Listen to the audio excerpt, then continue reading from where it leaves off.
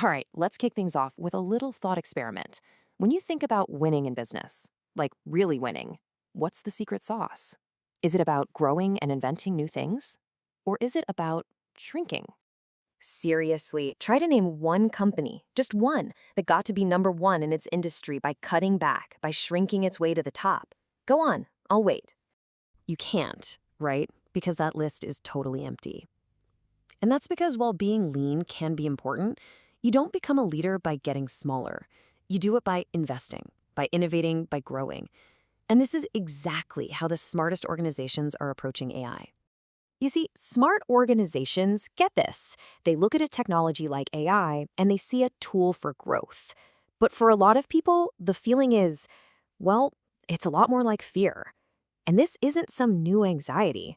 A really famous prediction from a few years back captures it perfectly. This came out in 2016.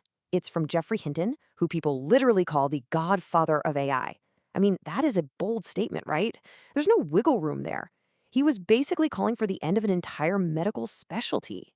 So here we are, way past that 5-year deadline. So did it happen? Did radiologists go the way of the dodo? But here's the crazy part. The exact opposite happened. The profession didn't shrink at all, it grew. We are actually training more radiologists today than we were back then. So what gives? Did the AI just fail? Nope, not even close. The real answer is hiding in an economic idea that's over 150 years old. Yeah, this whole surprising outcome isn't some weird modern phenomenon. To understand it, we've got to go all the way back to the 1800s. Let's dig in.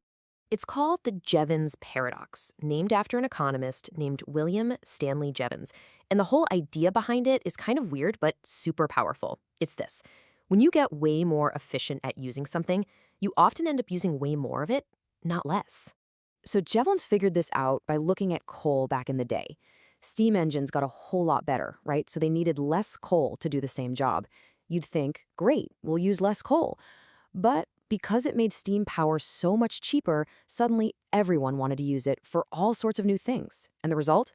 Total coal use just exploded. It went through the roof. It really just comes down to this simple but game-changing formula.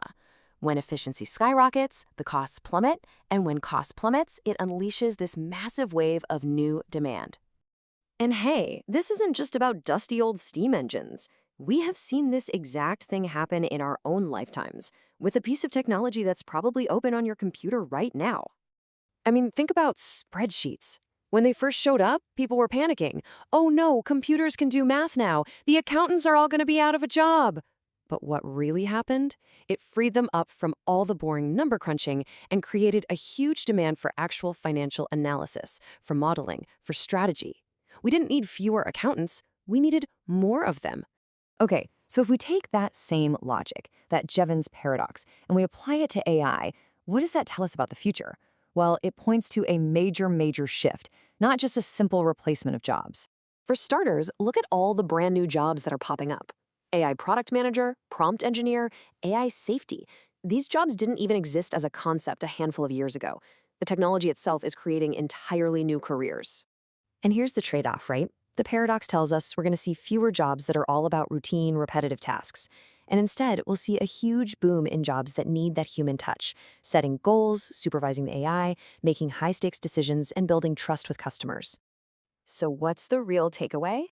It's that by making a million little tasks way cheaper and easier, AI opens up the floodgates to what's possible.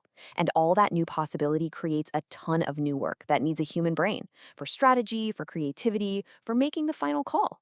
Bottom line, AI actually increases the demand for people. And that is the key.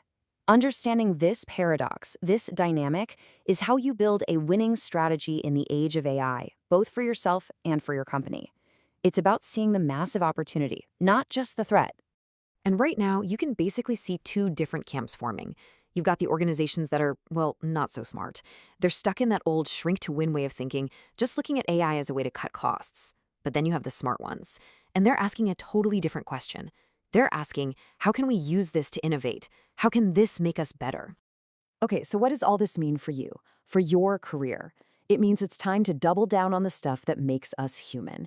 Being adaptable, being a lifelong learner, using critical thinking to question what the AI gives you, and using your creativity to see what new things are possible.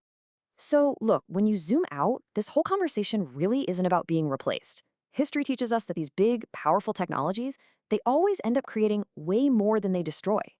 The real question, the one that smart organizations and smart people are already focused on, is much simpler. It's what are you going to build with it? Thank you. Share and subscribe to Learn AI for more AI insights.